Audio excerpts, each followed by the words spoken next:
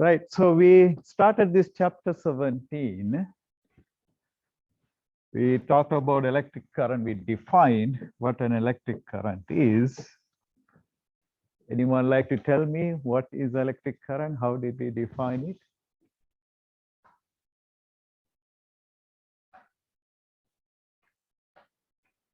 Okay, just think about what you already know about electric current. What do you think an electric current? Do you remember an equation that I gave you for electric current?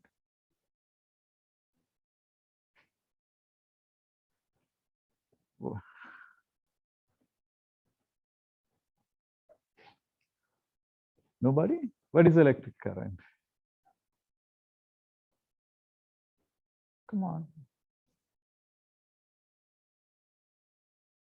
Okay, electric current has to do with what? Okay, flow of charges. Thank you. Yeah, why didn't you tell me? Okay, the rate of flow of charges. Okay, how fast the charges are flowing. So electric current I delta Q over delta T. So Q is for charge in Coulomb, let's say in SI unit, divide by time. So how fast charges are flowing. Then we talked about the microscopic view. We got a relationship between the current and the drift speed, VD, the drift speed of the charges. N is the charge density, Q is the charge of one charge carrier, A is the cross-sectional area. Then we talked about measuring current and voltage in a circuit. Then we introduced this Ohm's law. Resistance, we define what is resistance. That comes from the Ohm's law. Okay, so resistance kind of tell you how much resistance the material present to the flow of charges. More resistance mean for the same applied voltage, we will have less current. Okay, so that's the resistance. Then the temperature variation of the resistance, that's where we stop. So let me go to that particular slide. Okay.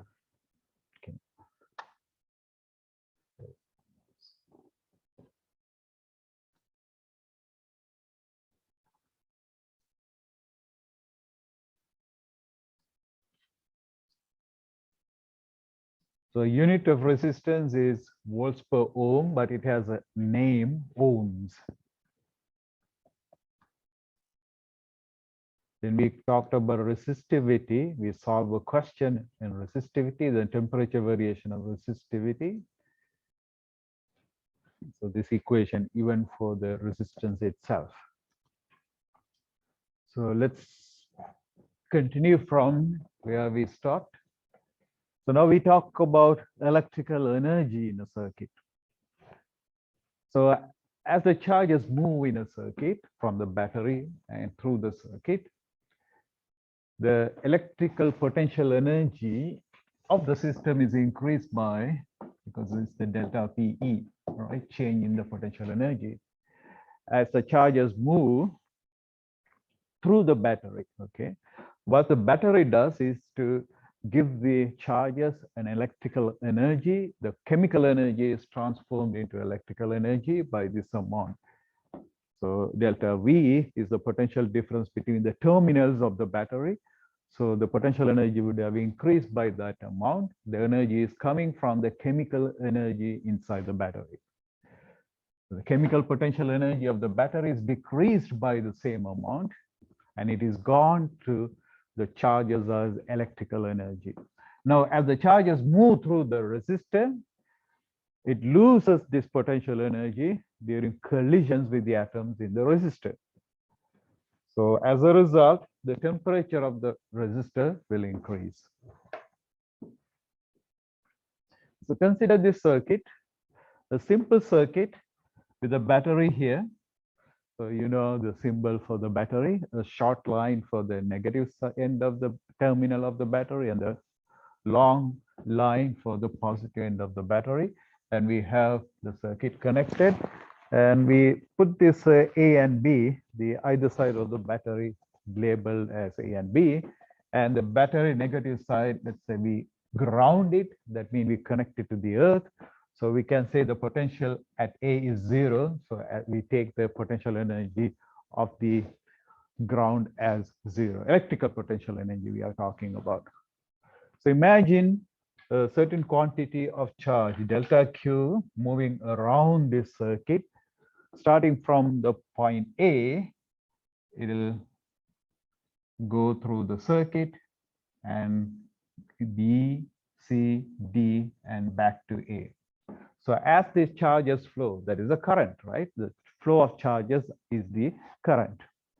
So as these charges flow, when the charge move from A to B, from the negative end of the battery to the positive end of the battery, it will gain potential energy given by that delta Q, delta V.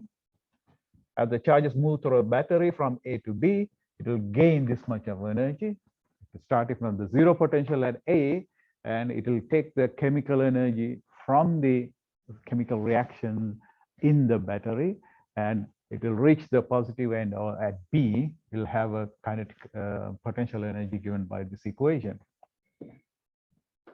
Now, as the charge moves through the resistor, that is the point C and D, let me draw it again. This is the point A, point B, and it is going through the resistor R, so C and D. The energy is lost because of collisions with the atoms of the resistor.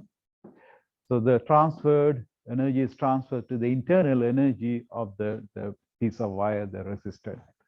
When the charge returns to A after losing its energy, the net result is that some chemical potential energy from the battery is now transferred to or delivered to the resistor and cause the temperature of the resistor to rise. That is the end result. Now we talk about the power. So now we know the electrical energy is coming from the chemical energy from the battery. So that is delivered to the resistor. So in the process, we have a power. Power, what is the power? Power is the rate at which the energy is lost. That is what the power is. The rate of energy transfer is the power. So I can say it is power is equal to the energy divided by the time. So the energy transferred is delta Q into delta V divided by time. So this you can see is the current. That's the definition of the current. The rate at which the charges are moving, delta Q or delta T, is the current. So we get an expression for the power as current multiplied by the potential difference of the voltage. So we, okay, I forgot the delta. Sometimes we just write it without the delta, but it doesn't matter. V and delta V so stand for the potential difference or the voltage. Now, this is the power equation for the power delivered. If you know the current through the resistor and the potential difference across the resistor, we know the power delivered is given by the current multiplied by the potential difference. What about the units? Well, you know, it is energy divided by time. It has to be joule per second. But also you can see in terms of the current, which is amperes, and this is volt, it is also equal to ampere volt. Okay, but since we know it is energy divided by time, it should be equivalent to joule per second. Ampere volt must be equivalent to joules per second. Now, we can make use of the Ohm's law, which is delta V is equal to I into R. And I can substitute for delta V in terms of I and R, then I can get this expression for the power. Okay, that is an alternative forms for the formula of power. Also, I can get rid of the I by saying I is equal to delta V over R, then I get this equation. for the power. So the power can be also written as I squared R, in which case, suppose we don't know the potential difference of the voltage, I can use this to calculate the power. Or suppose I don't know the current through the resistor, I only know the potential difference and the resistance of the resistor, then I can use the other form to calculate the power. So what about the unit for the power? Is joule per second. Okay, I talked about it, joule per second, also ampere volt. But we have a single name for that. Okay, this is not something new. We talked about it before in mechanics, in DU. So joule per second has a single name, which is watt. Okay, it's a person name, somebody's name, James Watt, who worked in electricity. So watt. So watt is nothing but joules per second. Okay. So if you put everything in a SI unit, that will be in watt. The unit of energy used by electric company, unit of energy is joule, right? That's what you know. What is the unit for energy is joule. But the electric company, if they want to charge us for the energy that we use, and if they want to give what is the rate, if they want to say, okay, I'm going to charge so much for 1 joule of energy, that 1 joule is pretty small. Okay, it is, if you really want to charge, you may be charging like 0.0001 halal, or not even real. Okay, it will be very small. The energy 1 joule is practically not a good unit to be used for the electric company.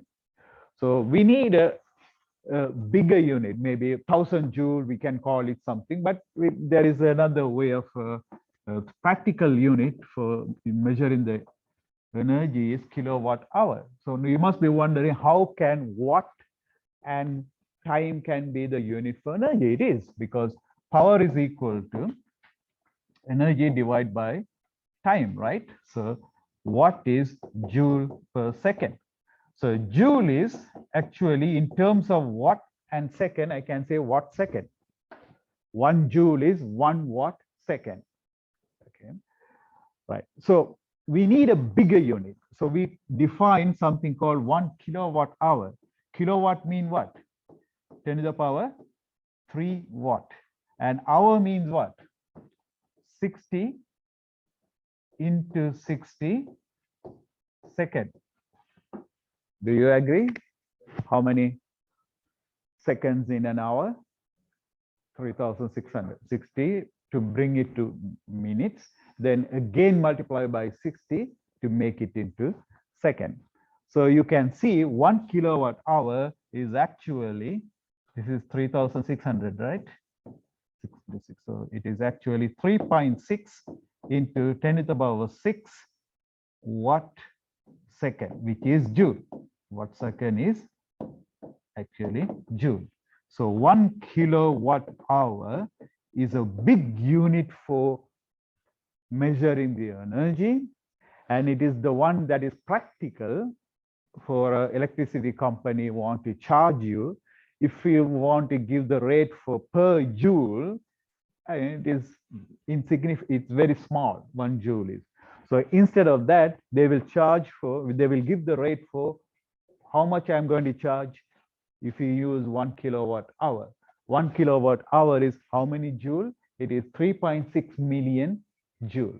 So when you use that much of joule, yeah, okay, I can charge you maybe 1 real or 2 real or whatever, you know, the electric company will tell you.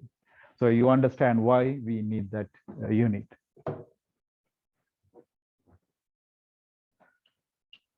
Okay, so the last section is superconductors.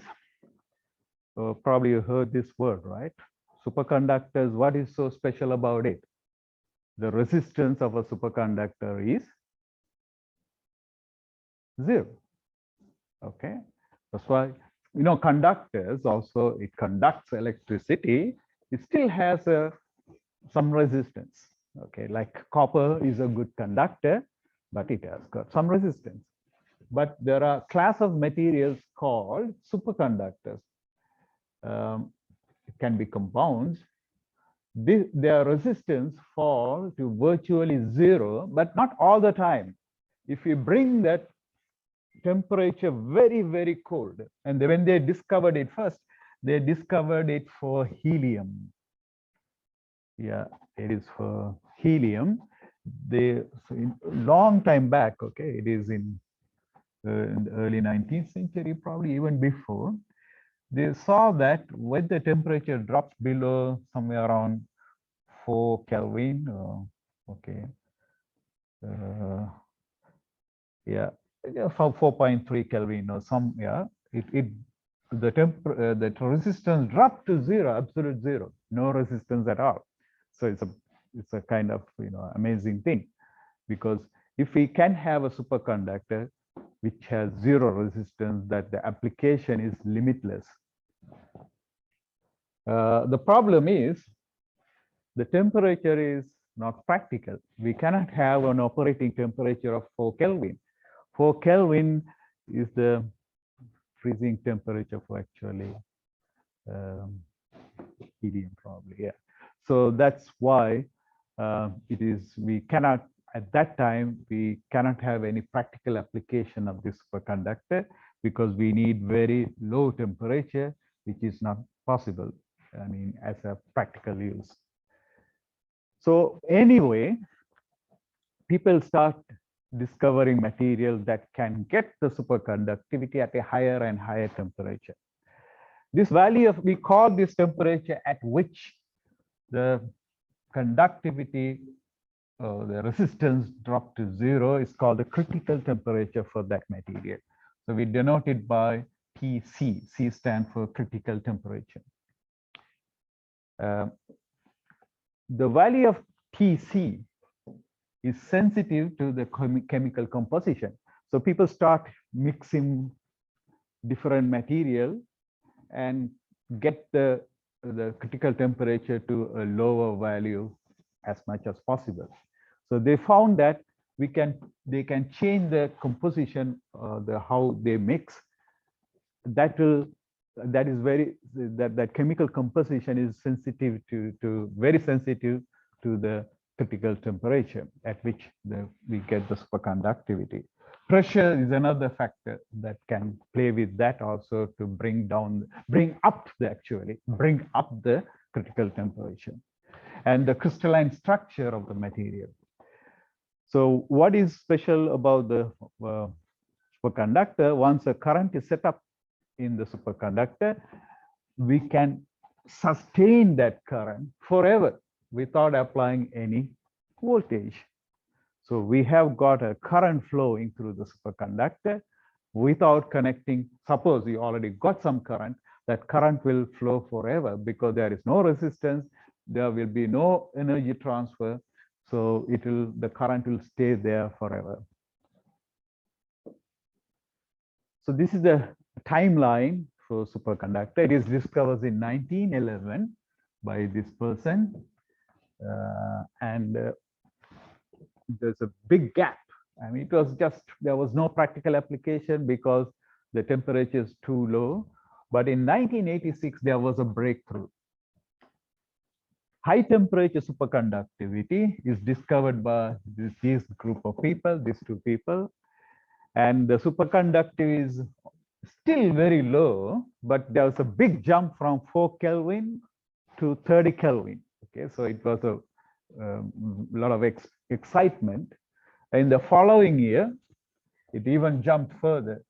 It come to 96 Kelvin. This was a breakthrough actually, because you have seen liquid nitrogen, or you at least heard or seen a video, liquid nitrogen. We can have liquid nitrogen. It's practical. Liquid nitrogen temperature, when it is about to become gas phase, the boiling temperature of liquid nitrogen is 77 Kelvin. So 96 Kelvin is above 77 Kelvin. So we can have liquid nitrogen which has a temperature of 77, and we can put this material inside the liquid nitrogen. So we have a superconductor. Okay, so that's a big excitement in this year with the discovery of high temperature superconductors. Current mean now presently, I think this is even they have come very close to the room temperature, not precisely. 150 is still very low Kelvin. Okay, it is not centigrade. So I can't remember exactly what the temperature is now. So it is something like 200 something. Somebody can look it up in Google and tell me what is the current superconductivity temperature. I think some 2 years back or something, we had another breakthrough at high temperature.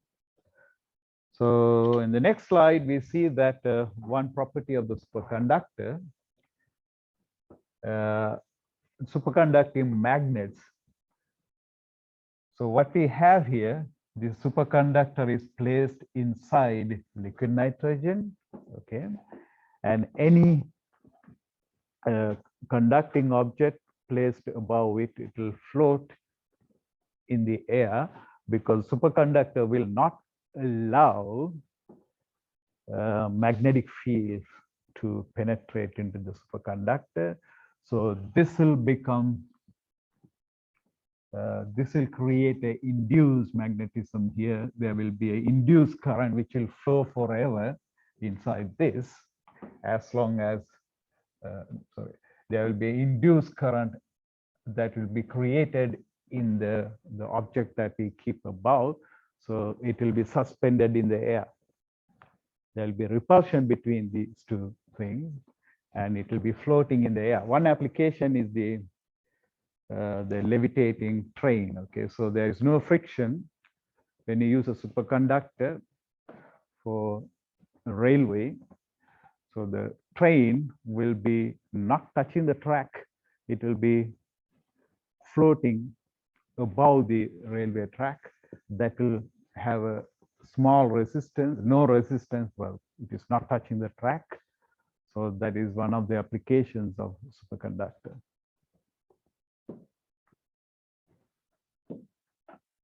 So I completed this chapter. I'm not going to start the next chapter. Let me take attendance, then I will solve T. So this is one of the past exams. Not the last year, the one before probably. Question number 1.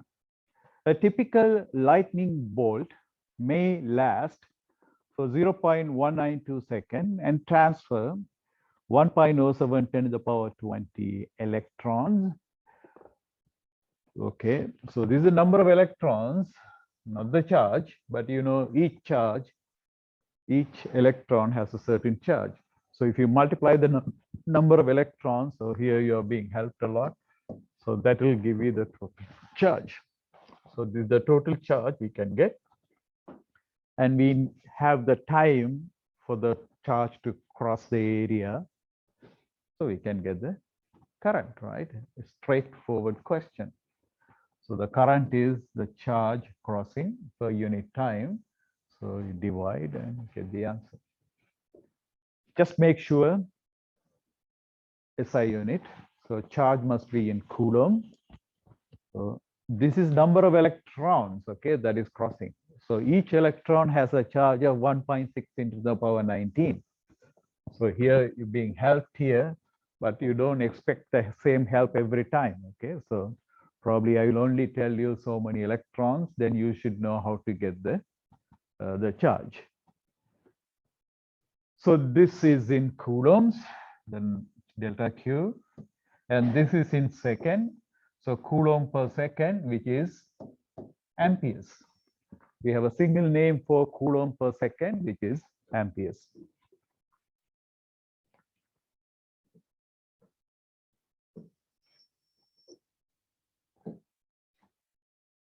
Number 2, in a certain material, there is 8 coulomb of positive charges per second flowing to the right and 8 coulomb of negative charges per second flowing to the left.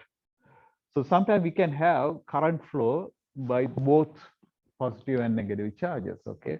In a copper wire, of course, it's the electron, which is negative charge, which is flowing. But in an ionic solution, we can have positive ions flowing and the negative ions flowing. Okay. So we have a convention, because if you have a one electron going this way, one proton going this way, what is the net current? No. Okay. Let me say electron here. And if you have one electron going this way and one proton also going that way, it is zero, right? Because they are both neutral, they are going together, so it is zero. So that's why we have a convention. We say when the positive charge is flowing, the current is in the same direction. When the negative charge is flowing, the current is in the opposite direction. So now we have equal current in the opposite direction. The total current is zero. But both the charges are flowing in the same direction, right? But the positive charge current is to the right. For the negative charge, which is going to the right, but the current is in the opposite direction. I hope it is clear now. Okay. See, both are going positive and negative together. Both are going in the same direction. Is there a net current? No, right? There, it is like, you know, a current flowing in different directions, same amount of current flowing in the same direction. Charges going in the same direction. There is no current. Okay. So we can understand this by giving the directions correctly. When the positive charge flow, current is in the same direction as the current. When the negative charges flow, the current direction is opposite to the direction of the flow of charges. Now we should be able to answer this question. It's talking about flow of charges, 8 coulomb of positive charge per second. So what is the current from the positive charge? 8 divided by 1, right? 8 amperes. What is the direction of the positive? Let me call it I1. To the right. So let me take the right direction as positive. So what is the direction of the current for the positive charges? Same direction as the flow of charges. So the I1 is positive 8 amperes. Is that clear? Okay. Now let's look at the current for the other charge, the negative charge. He's saying 8 coulomb of negative charges per second flowing to the left. So if I call that current as I2, I2 is equal to, the magnitude is equal to 8 again, but what is its direction? Left is negative direction, but I'm asking for the current direction. It's a negative charge. So the current direction will be right. So it will also be plus. Read it again. Read the question again. Positive charges are flowing to the right. And it is 8 coulomb per second. So I1 is equal to the right, right? The direction of I1 is to the right. Same direction as the charges. The next we have 8 coulomb per second flowing to the left. Negative charges. So what is the direction of the current? It will be opposite to the direction of the flow of charges because they are negative charges. So I2 is also to the right, 8 amperes to the right. So I put positive. So what is the total current? 816 amperes to the right, because I have a positive sign. Plus 8 is equal to 16 plus 16. I hope it is clear. Okay.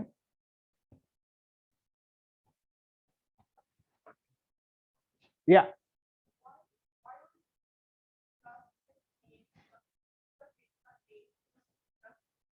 Yes. So I1 plus I2 is plus 8 plus 8, right? Plus 16. Plus tell me the direction of the current. I have chosen right direction to be the positive direction. So since I get an answer of positive, so the direction is to the right.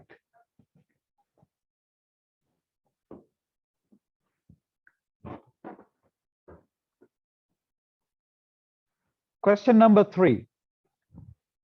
A 325-kilometer long high voltage transmission line, 2.15 centimeter in diameter, carries a steady current of 1610 amperes. If the conductor is copper with a free charge density of 8.4, 28 to the power 28 electrons per cubic meter, what is the average drift speed? So, we talked about it in section 2. We have a relationship between the current, it's in the formula sheet. But you should know what each of these symbols stand for. What is I? Current. What is N? Charge density. How much charge, how many coulombs per meter cube? Q is the charge of one carrier, one charge carrier.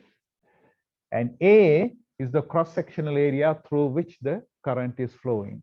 And VD is the speed, the drift speed. We call the drift speed of the charges, the charge carriers. Okay, right. So it's a matter of substitution and finding. What is this given? Okay, it's given. Is this given? This is the charge carriers are electron. So the density of the charge carriers number, this many electrons per cubic meter. So this is also given. If the charge of one charge carrier is given, what is the charge carrier? And electrons are the charge carrier. So charge of one charge carrier is this. So Q is also given. The charge carriers are electron. What is the charge of one charge carrier? 1.6 into the minus 19. This is also given. What is A? Is the wire, right? The diameter, the cross-sectional area of a wire is a circle. Cross-sectional area like this, right? If you cut it cross, it's a circle. The cross-section is a circle. Do you know the area of a circle? What is the area of a circle? Pi r squared. It is not in the question. It's supposed to be something that you are supposed to know. Okay, as engineers, of course, you should know. As a scientist, as an engineer, you should know what's the area of a circle. Area of a circle is pi r squared. Do I know pi? Of course, it is in the calculator. Don't use 3.14, okay? Use the calculator button. And r is the radius, it's given. Diameter is given. So you know how to get the radius from the diameter, divide by 2. So that is in centimeter, you should convert it into meter. So as I always tell you, you know how to use your calculator in the solve mode. So you don't have to do this. It's not a big deal, right? You know how to get from here to here, how to make them. So just substitute and get the answer.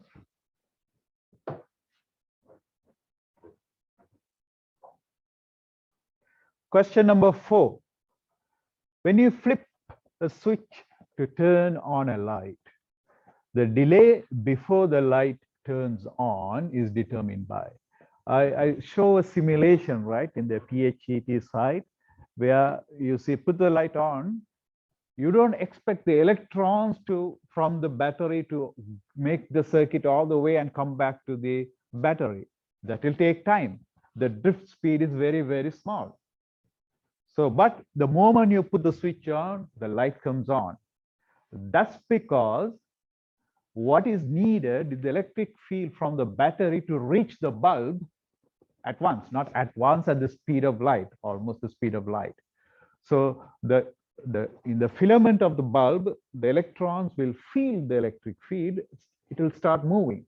You don't have to wait the electron from the battery to come there.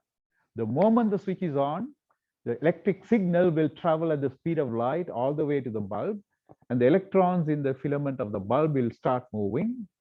So that will make the light comes on. So you know why this answer is D. The delay, there is a delay, but the delay is not big, like the electron has to come all the way around. It is the speed of light, right? The delay, speed of the electric field moving in the wire. So you have to talk about the speed of the electric field, which is the speed of light. Electric field is actually, the light is actually electromagnetic wave, okay, like the electric field. Question number 5, again, a straightforward question. You should realize, the questions are very easy. If you understand the concept, then you know which equation to pick from the formula sheet. You don't have to memorize anything. So this is about simply Ohm's law. We are given the potential difference across the resistor, and the value of the resistance is given. Delta V is given across the element. The circuit element is the bulb, the resistor. What is the current flowing? He's asking for I. Is simple application of Ohm's law. So we are assuming the resistor obeys Ohm's law. Okay, that's pretty easy. Again, an easy. Here we are asking about what? The unit of electric current, which is amperes, is equivalent to which of the following? So we know again Ohm's law. So Ohm's law, I can write the I as delta V over R. So the unit of I, the dimension is the dimension of delta V over R. So that is, the unit will be volt per ohm. So this is actually amperes. So actually ohm, we say volts per ampere. Instead of calling it volt per ampere, we call it ohms. So that means ampere is volt per ohm. Number 7. I think I didn't complete this. There is no solution here. So let's do it. A certain laboratory experiment requires an aluminum wire of length 28 meters and resistance of 3.5 ohms at 20 degrees Celsius. What diameter wire must be used? So we need to use this equation to solve it. Okay, R is equal to rho L over A. You can see this is rho. Rho stands for the resistivity. So this is not P, okay? Again, let me stress that this is a Greek letter, rho. It stands for the resistivity of the material. What is the difference between resistivity and resistance? If you take a piece of copper wire, the resistivity of a copper is the same, whether you take a small piece or big piece or thick piece or long piece. The resistivity of, if it is copper, it has a certain constant value for its resistivity. Okay, so resistance, on the other hand, for the same copper wire, depending on its length and its cross section, it will vary. And the relationship between the resistance R and the resistivity rho is this. You can see if the rho or constant given material, the resistance is a function of the length. The long copper wire will have a larger resistance compared to a short. Also, it is inversely proportional to the cross section. So if we take two pieces of copper wire having the same length, one is thick, one is thin, which has the greater resistance? The one thin, right? Because, yeah, which has a greater resistance. So if A is big, resistance will be small. If A is small, resistance, because inverse relationship. So the thin one, we are taking two copper wires of the same length. Copper means same resistivity, both are copper, and the same length. One is thick, one is thick, and one is say thin. Same length, same resistivity. Which has a greater resistance? The one which is thin. Because when A is small, R will be big. So we can understand when the cross section is big, more charges can flow. That means more current. That means less resistance for the same applied potential difference. Okay, now we are asked to do this question. Tell me how to do that. What is the question? What diameter wire must be used? What is the diameter of the wire used to have the resistance of 3.5 ohms? And the length of the wire is 28.0 meters. And there's a temperature given, probably we don't need it, probably. Okay, because it's asking at a certain temperature, it has a certain resistivity. So how do I do this question? This is given to us, this is given to us, this is given to us. We can only find the area, but the question is not to find the area, but to find the diameter of the wire. Can you see what is going on? Once I know the area and the diameter are related. So after I get the area, I can find the diameter. Or even better, I can rewrite this equation in terms of diameter. Well, we know A is equal to pi r squared, right? R is equal to diameter divided by 2.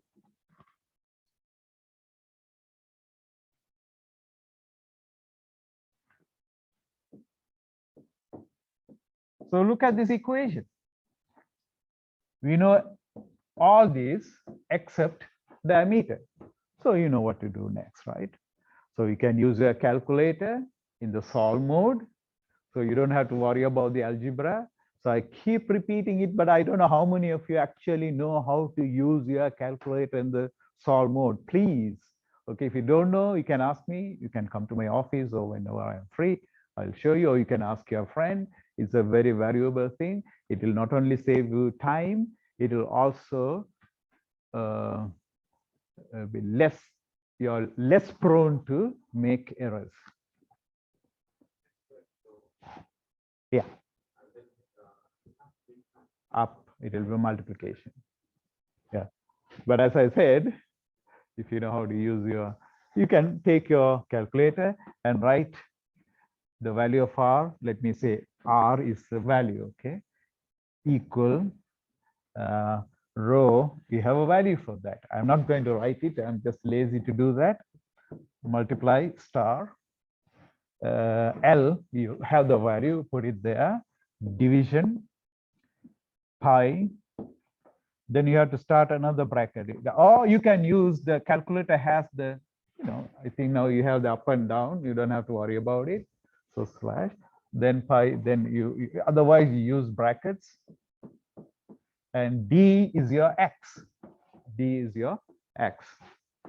And then you can start another up and down, and whole thing can be squared, which is, you can, now the calculators have, algebraic symbol, you can just easily use it and then solve it, okay? So you don't have to worry about the algebra. I'm not testing you for algebra. You can use your calculator, no problem at all. That's why we allow you to bring the calculator into the exam hall. Question number 8. A wire 2 meters long and 0.25 millimeters squared in cross-sectional area has a resistance of 40.5 ohms at 20 degrees Celsius. If this resistance increases to 43 ohms at 30.0 degrees Celsius, what is the temperature coefficient of resistivity? So you read the question, you should know immediately. This is about the temperature variation of resistance or the resistivity. So in the formula sheet, We have that equation. There is no need for you to memorize any equation. But of course, you should learn the thing, right? The memory is important anyway. I mean, you should know about resistance, but I mean, you don't have to make an extra effort to cram it. That's not needed. You just read it, one, understand the concept, and that's it. And you know, you get familiar with the equation. So this is the equation. R is the resistance at temperature T. R0 is the resistance at the reference temperature T0. So if you know at a certain reference temperature what its resistance, we can calculate at another temperature, which is say given to us, what is its temperature, if we know what is called the coefficient of temperature coefficient of resistivity. So we got this equation. Sometime, you know, it depends, you know, sometime, you know, how many quantities we are talking about. R, R0, T, T0, there is 4 of them, and alpha, 5 of them. So of the 5 quantities, one of them will not be given, and you'll be asked to find that one. So again, you know, this using a calculator as a, you know, in a solve mode is very important. Okay, that's I'm not testing for your math. It's just the calculator will do it, not to your algebra. I mean, so the rest, you know, if you understand the physics, you don't have to memorize anything. The formulas are in the formula sheet. It's a matter of just substituting. But of course, you cannot do it if you don't understand the physics. And if you don't, if the question doesn't make sense to you, then what's the point? Right. So you can just substitute R. Let me identify it. So this is the reference temperature. So this is R T0. And this is the R0. Okay, this is T0, R0. And this is the temperature you are interested in. Okay, and R at that temperature is also given. RT is given, R0, T0 is given. And this is length. You don't even need it. These are extra information. This is an extra information. And what is this? Area. Do I need it? No. Okay. It's all extra information. So that's also kind of testing you. You know, we really understand the physics here. It's not about, okay, you have equation, you plug in things, and no, it's not like that. What is he asking? Alpha. So we talked about 5 things here, right? 4 of them are given. Alpha is not given. You solve for alpha. So you can do algebra like done here. You can rearrange this equation to make alpha as the subject. So if we can do the algebra very quickly. I have no problem. Okay, you do the algebra. It's not difficult. Okay? Algebra is not difficult at all. It's a simple algebra. But you don't have to worry about it if you know how to use your calculator in the solve mode. Number 9. The potential difference across a resting neuron in a human body is about 82 millivolt. So you know what it means, right? The subscript, this is the unit, SI unit volt, and you put an M in front of it, that means millivolt. So you should know this is something you have to memorize, okay? But this has been done in your semester 1. Milli mean 10 to the power minus 3. Micro mean 10 to the power minus 6. This will not be given anymore. You are supposed to have it memorized. Only the 369 up and down. And the centi, which is 10 to the minus 2.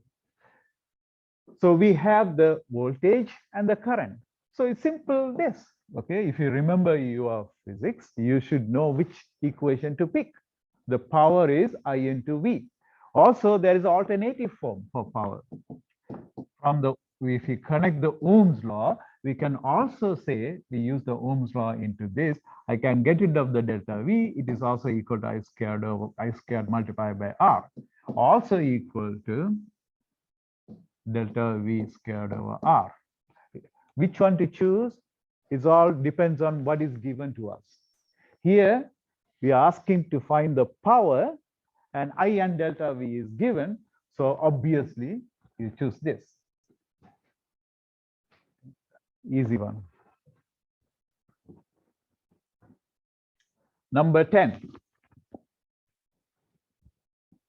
650 watt. So you know, if you take a bulb from the shop and we have 220 volt outlet in your house, so the watt, depending on the power rate of the bulb, the brightness will change, right? You have now we have LED bulbs. Before we have the filament bulb, like 60 watt, 100 watt, and so on. But now the LED bulb, we have only 4 watts, 5 watts. What is the power consumption? How much joule it will waste, okay, rather use per second? That is what the power means. So if you have a light bulb, electric light bulb of 60 watt, if you connect it to the 220 volt supply, okay, provided you connect, because 220 volt and 60 watt. If you put it in a 220 volt, a 60 watt bulb, the power consumption of that bulb will be 60 joule every second it is on, 60 joules per second. So that's why, you know, if you use a low watt bulb, we'll be paying less bill for the electricity bill. Why? You know, the 60 watt bulb, the filament bulb, gives the same light as the say 2 watt or 4 watt LED bulb. Why? Anyone knows the answer? LED bulb, it uses 4 joules per second. Okay, and the filament bulb, which we used before, uses 60 joules per second, but the light coming from them is the same. Why?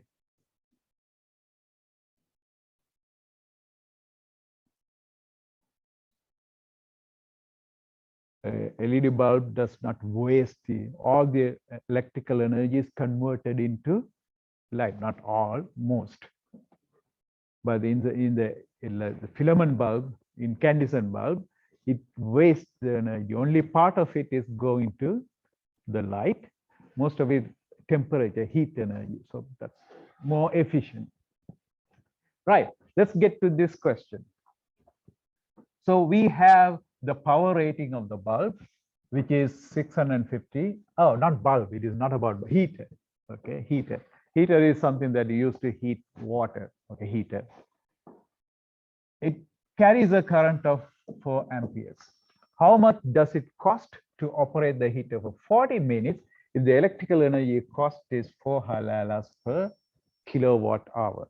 So that is the cost of that, not reals, halalas. Okay, 0.04 real. Okay, how do I do that? So this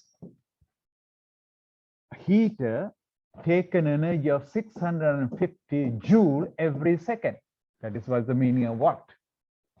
And it is in operation for 40 minutes. So the power is equal to energy divided by time. That means energy is equal to power multiplied by time, obviously. So you take the power 650 joule per second, multiply by the amount of time it is in operation, you will get the total energy. You have to be careful with the units, because the time is given not in SI unit, but in minutes. What is SI unit for time? What is SI unit for time? Second. So you have to convert the minutes into second. So this is joule per second. Okay. Oh, it's kilo. Ah, right. Okay. Are we going to get it in joules? I don't want to get it in joules. Tell me why. Why? Because the question is not about the energy. The question is how much money we are going to pay the electricity board when we use this heater for this many seconds. So I want the cost is given in how many halalas per kilowatt hour.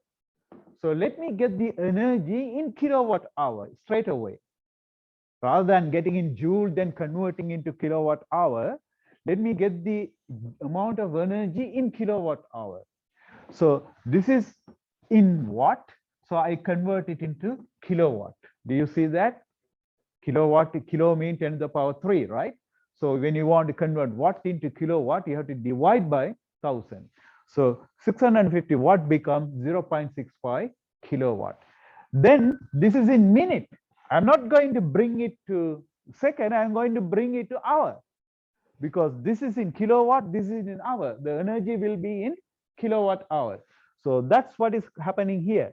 How do I convert the minute into hour? Divide by 60, right? Not multiply by 60. So we got the energy in the unit of kilowatt hour. Now I can, rate is given in halalas per kilowatt hour. So you, after getting the kilowatt hour, I can now get the cost simply by multiplying by the rate, which is every 1 kilowatt hour, I have to spend 4 halalas. So for this much of kilowatt hour, how much halalas should I spend? So I get the answer 1.7 halala. Okay. That's it. Any questions, please? No question? Okay, thank you. Have a nice weekend. Enjoy. But do some studies as well, okay?